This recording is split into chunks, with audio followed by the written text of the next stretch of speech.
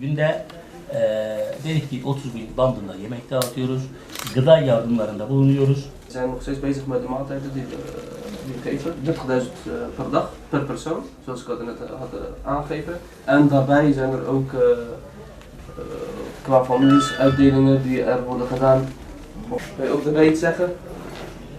Ja, eigenlijk heb ik heel veel te zeggen, maar woorden schieten eigenlijk tekort. De veerkracht die de mensen hier tonen vind ik gewoon ontzettend groot. Ik zou zeggen, de moed zou mij in de schoenen zakken, maar je ziet mensen die horen geen ontevreden woord eigenlijk. Dat heb ik respect voor. Diyor ki, şimdi ben kelimeleri anlatmaya çalışırım ama hani anlatılamaz bir şey. Geldiğimiz andan beri şimdiye kadar herkes bize hani güzel kalple davranıyorlar. Ik ben Brand-Jan Mastenbroek.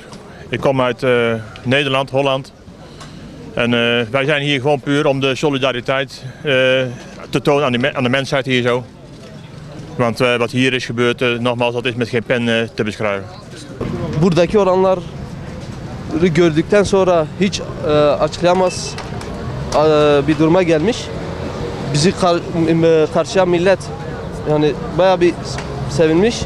Ja, wat zie ik? Ik zie heel veel. Het is gewoon onwerkelijk wat hier is gebeurd. Wij zien ook heel veel via de media. Wij vernemen ook heel veel via de media. Maar wat wij hier zien, dat is eigenlijk niet onder woorden te brengen. Ingestorte gebouwen die op het oog nog redelijk netjes lijken, maar die vol met scheuren zitten. Ja. En die op een later termijn alsnog moeten worden afgebroken.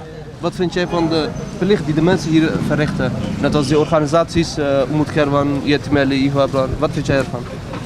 Ik vind gewoon dat wij dat als mensheid verplicht zijn om dat allemaal te doen. Want het is misschien een druppeltje op de gloeiende plaat, maar het hoort gewoon. Buradaki olan depremden sonra yani gördüklerini açıklanamaz şeyler.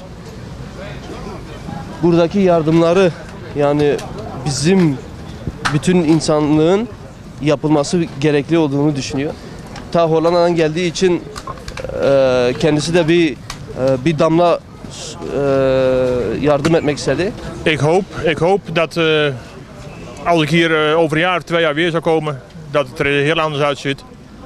Maar ik zou zeggen, de moed zou je in de schoenen zakken, maar ik denk dat het hier wel goed gaat komen.